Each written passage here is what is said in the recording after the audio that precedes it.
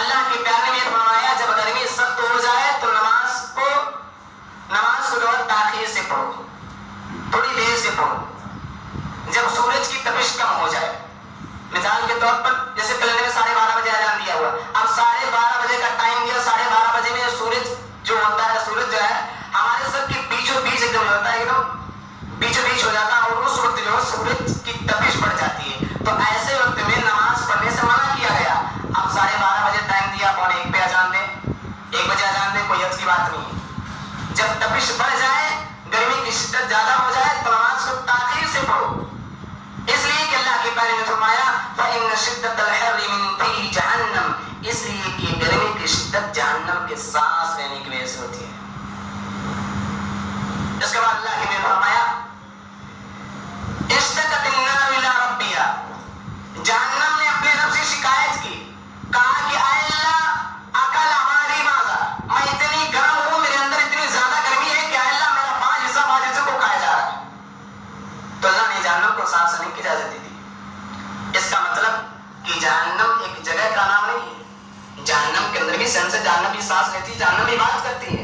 اللہ نے کہا کہ اے جہنم میں تجھے 2 سانس لینے کی اجازت دیتا ہوں، نفس فی الشتاء و نفس فی الصیف، ایک سانس ہو لیتی ہے اس گرمی کے موسم میں اور ایک سانس ہو لیتی ہے سردی کے موسم میں. وذلک اشد ما تجدون من زمہریر وذلک اشد ما تجدون من الحر، اللہ کے نبی نے فرمایا کہ جو بہت سخت گرمی تم محسوس کرتے ہو یہ جہنم کے سانس لینے کی وجہ سے ہے، اور بہت سخت گرمی سردی جو تم محسوس کرتے ہو وہ بھی جہنم کے سانس لینے کی وجہ سے ہوتی ہے.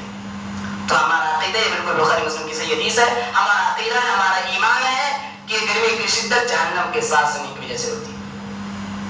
اور اس گرمی میں جب پسینے پسینے ہو جاتے ہیں، پسینے سے بے حال ہو جاتے ہیں، ہماری زبان سے الفاظ نکلتے ہیں کہ بھائی سورج تو آگ کو اللہ ہے. اس گرمی کے موسم میں ہمیں جہنم کی آگ کو یاد کرنا چاہیے میرے بھائی.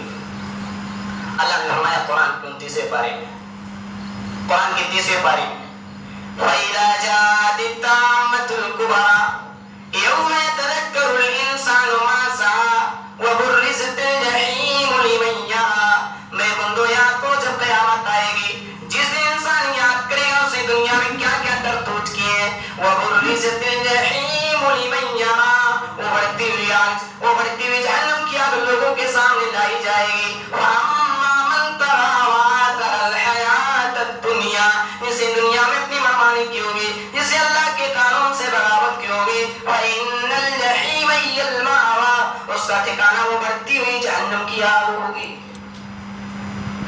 بات ذرا غور کریں، اتنا دور ہے سورج، اتنی نور ہونے کے باوجود سورج کی جو ریج ہوتی، جو تپش ہوتی، ہمارے بدن پر جب پڑتے ہیں، ہمارے چہرے پر جب پڑتے ہیں تو چہرے کا رنگ بدل جاتا ہے. چہرے پر چہرے کا رنگ بدل جاتا ہے اتنی دوری ہونے کے باوجود. میرے پیارے ساتھیوں، کل قیامت میں سورج کہاں ہوگا؟ حضرت نبی کی حدیث سے پوچھتے ہیں. اللہ کے پیارے سے فرماتے ہیں تُدْنَى الشَّمْسُ يَوْمَ الْقِيَامَةِ مِنَ الْخَلْقِ حَتَّى تَكُونَ مِنْهُمْ كَمِقْدَارِ مِيلٍ، قیامت کے دن سورج کو مخلوق سے قریب کر دیا جائے گا. اب کتنا قریب ہوگا؟ سلیم بن عامر رضی اللہ تعالیٰ کہتے ہیں ما ادری ما یعنی بالمیل، میں نہیں جانتا مین سے مراد کیا ہے. مسافت الارض والمیل الذي تكحل بالعین، اس سے مراد زمین کی مسافت ہے، اس سے مراد وہ صلاحیت جس کے ذریعے